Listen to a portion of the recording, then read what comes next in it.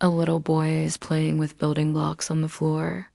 His father walks in, frowns, and in a moment of anger, grabs the blocks and knocks them all over. "Don't you dare play with those blocks. You're a naughty boy.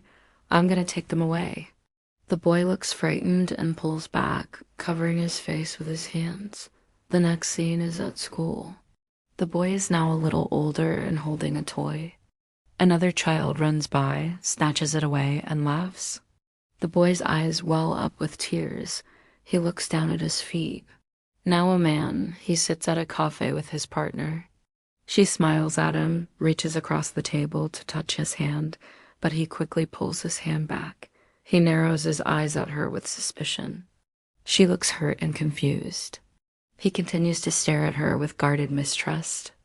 This is the mistrust schema, the deep expectation that others will harm, deceive, or betray us.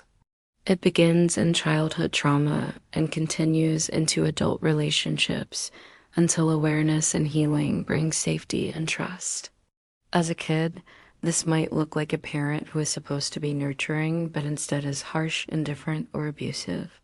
A sibling who is meant to be a source of comfort and connection but is jealous and takes out their frustration on the younger child.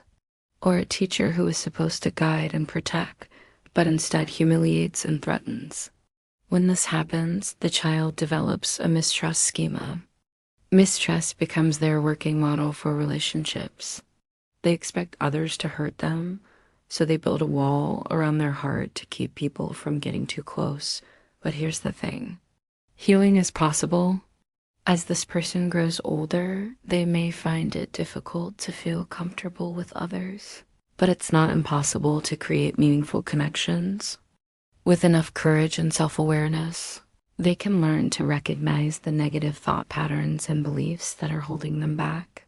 They can learn to let people in and experience the joy of true intimacy, but it takes work. It takes a willingness to be vulnerable and to face the pain of the past.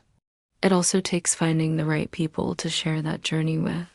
People who are patient and understanding, who are willing to help them break down the walls they've built up over the years. This is the first part of the series on negative thought patterns and beliefs. Next week, we'll talk about the fear of abandonment schema. If you like this video, please share it with your friends. Until next time, thanks for watching.